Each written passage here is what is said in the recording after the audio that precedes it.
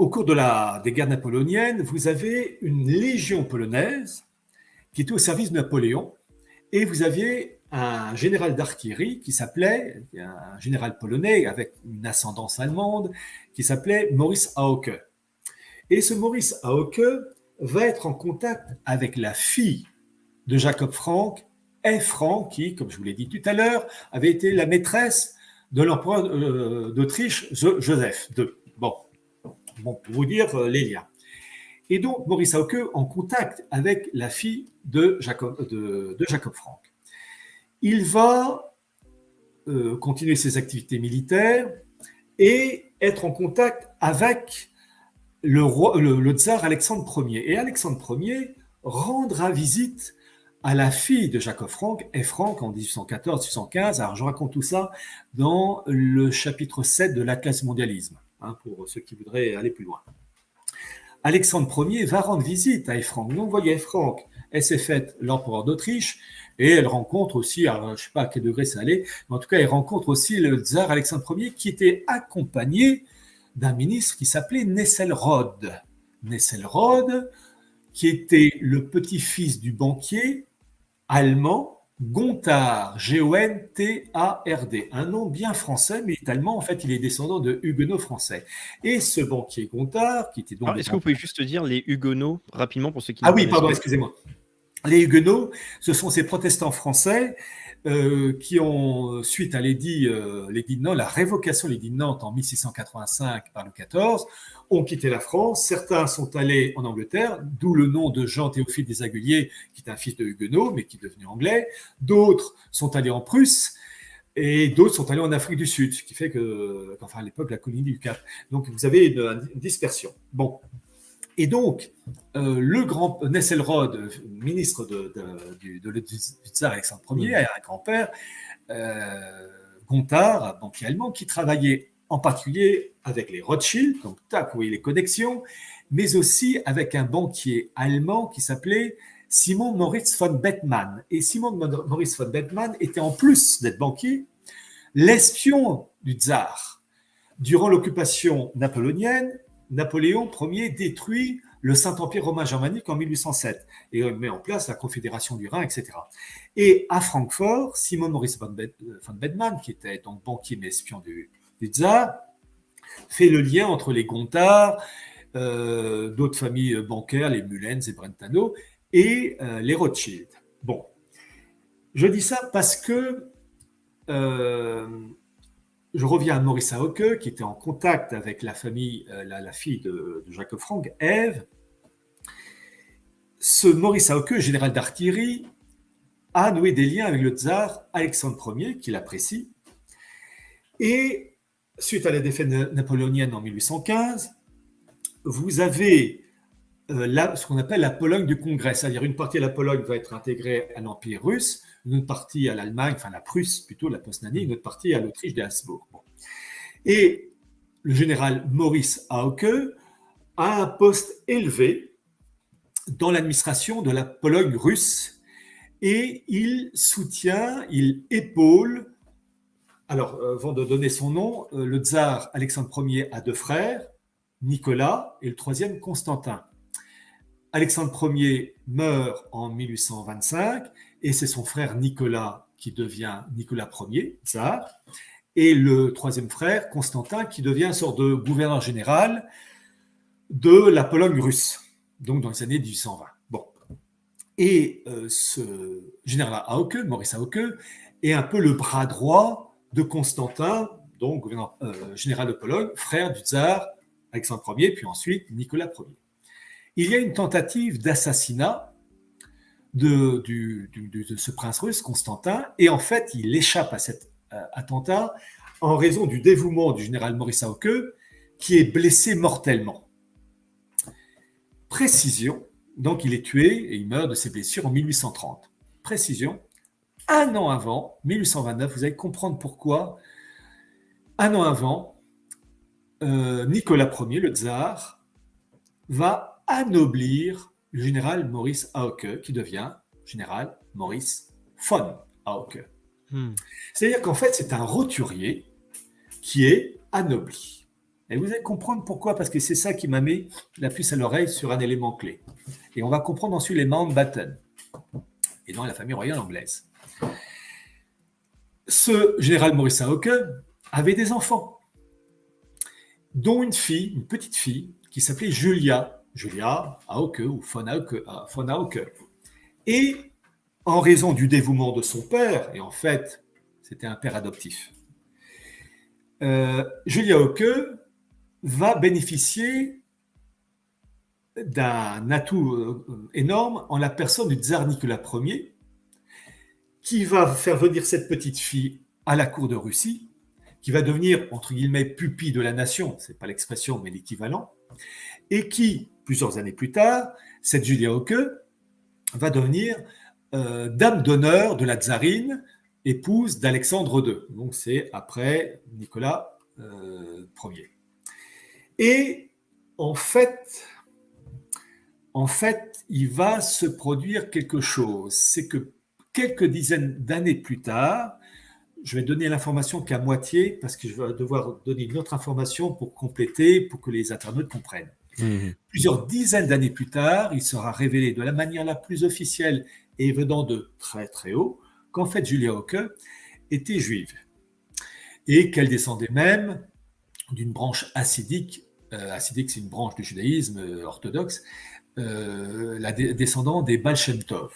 Bon, je ne vous donne pas tout de suite la source, quoique l'information, elle est dans mon livre Atlas Mondialis pour ceux. Bon. Vous allez comprendre pourquoi. Parce que cette jeune fille, qui est donc dame d'honneur à la cour de Russie, Julia Hawke, fille d'un général fraîchement anobli, va rencontrer un prince allemand qui s'appelait Alexandre de Hesse, qui faisait partie de cette famille des Hesse-Kassel, Charles et Guillaume de Hesse-Kassel, et de ces familles, en fait, la famille de Hesse-Kassel, vous avez la famille aussi des Hesse-Darmstadt, c'est la même famille, plongée dans l'occultisme, le spiritisme, la maçonnerie. Et ça marque les esprits, ça marque l'âme, et ça se transmet. Et il faut savoir aussi que tous les tsars du 19e siècle vont se marier avec des princesses allemandes issues de ces milieux des Hesse-Kassel et Hesse-Darmstadt. Nicolas II avait épousé une Hesse-Darmstadt ou Hesse-Kassel, je ne sais plus. Et vraiment, pour vous donner une autre information, je vous ai parlé de Charles de Hesse-Kassel. Charles de Hesse-Kassel a eu une arrière-petite-fille qui s'appelait Alexandra du Danemark. Et Alexandra du Danemark était tout simplement l'épouse d'Édouard VII, le roi d'Angleterre Édouard VII, le fils de Victoria. Donc vous voyez, l'infiltration d'ordre biologique, mental et spirituel, l'infusion de ces milieux. La royauté britannique plonge dans des milieux occultistes et maçonniques. Et vraiment, il faut comprendre ça génération après génération. Et ce n'est pas fini.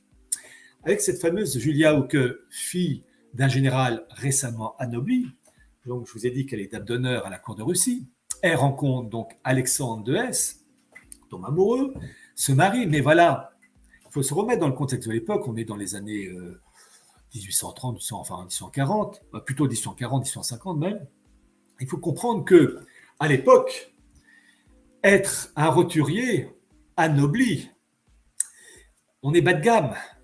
C'est alors je mets des guillemets, mais il faut que les internautes comprennent, on est un gueux malgré tout, même si on a été anobli parce que finalement on était roturier depuis peu de temps. Vous savez, c'est le sang qui était respecté aussi. Voilà. Et donc, c'est un roturier, elle est anoblie, mais elle est fille d'un roturier qui était anobli un an avant sa mort. Le pédigré, il est fade, très fade dans la psychologie de l'époque. C'est pas terrible, le pédigré, il est pas terrible. Je rappelle cette anecdote historique vous savez, de cette noblesse d'empire qui a été anoblie par Napoléon Ier. La plupart, c'était des fils de valets, de blanchisseuses, mais ce sont des hommes qui ont fait leurs preuves sur les terrains de bataille et qui ont été anoblis, qui d'ailleurs valaient, leur anoblissement, ils méritaient parce qu'ils avaient fait leurs preuves.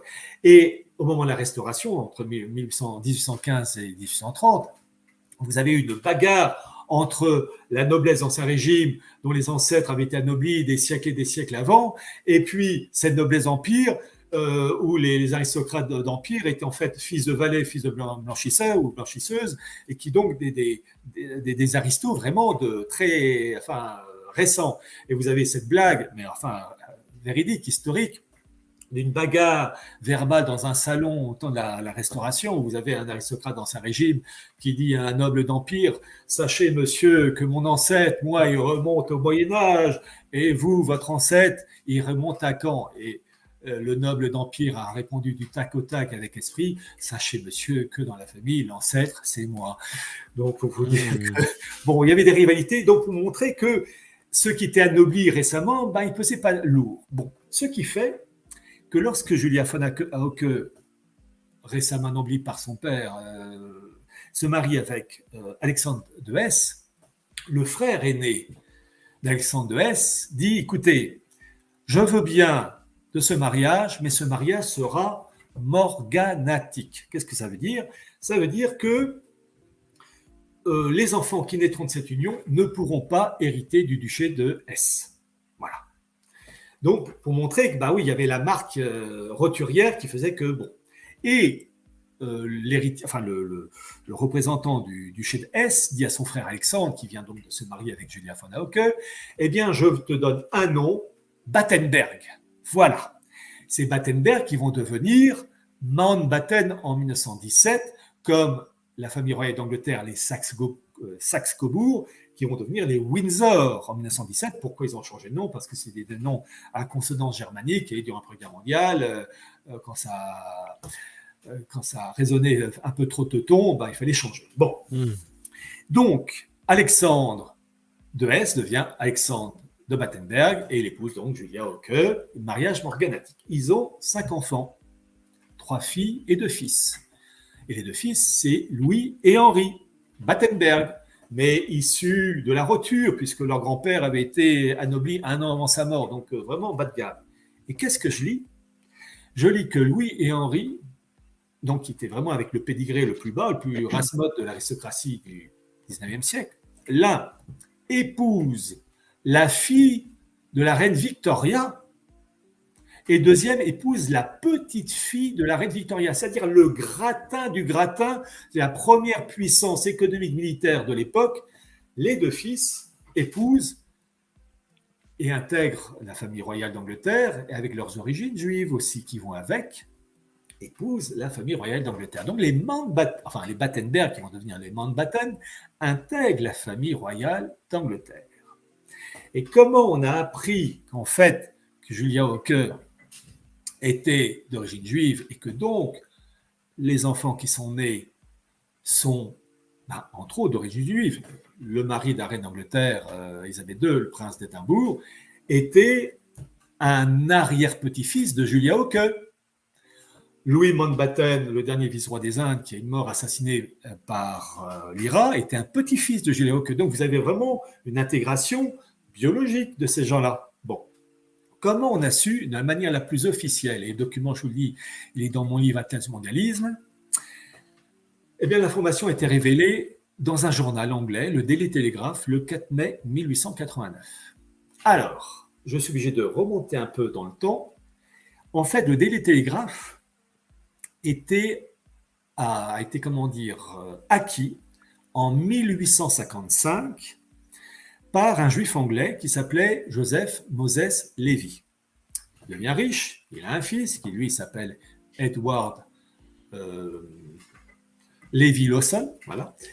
Et comme tous ces juifs anglais riches, le fils va être anobli. Il va devenir le baron Burnham. Et ce juif anglais devenu baron Burnham devient l'ami intime de l'héritier du trône, fils de la reine Victoria, le futur Édouard VII. Alors, j'ai mis toutes les sources, je ne vous les donne pas parce que ça va alourdir, sinon je pense que déjà, je crois que ça est bon. Et ce qu'il faut savoir, c'est que ce baron Burnham était formé un groupe, soit de journalistes, enfin de journalistes de très haut vol, soit de la finance, en liaison avec les Rothschild, les Sassoon, ce sont les Rothschild de l'Orient, qui ont se marié aussi à certains membres Rothschild, les Bischofsheim, les Junius Baer, les Maurice de Hirsch et les Ernst Cassel, qui étaient la garde rapprochée d'Édouard VII, enfin à l'époque héritier du trône. Et donc, le baron Burnham, très lié avec tous ces gens-là, il connaissait l'information et c'est lui qui a balancé cette information dans le Daily Telegraph. Croyez-moi, il n'aurait jamais fait ça si cela avait nui à ses intérêts. S'il l'a fait, quand il a annoncé dans le Daily Telegraph que Julia Hauke était la descendante, je cite son expression, d'une humble servante juive, je crois que c'est l'expression, d'une humble femme juive, je crois une forme de ce style. Bon, il suffit de regarder le document, c'est... Bon.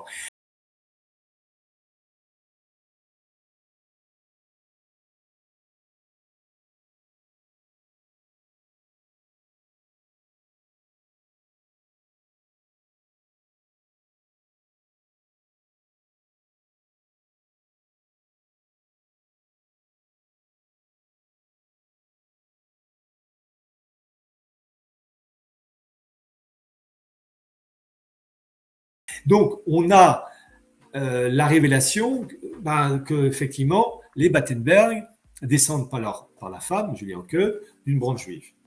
Et là, vous allez voir l'aspect politique qui s'intègre.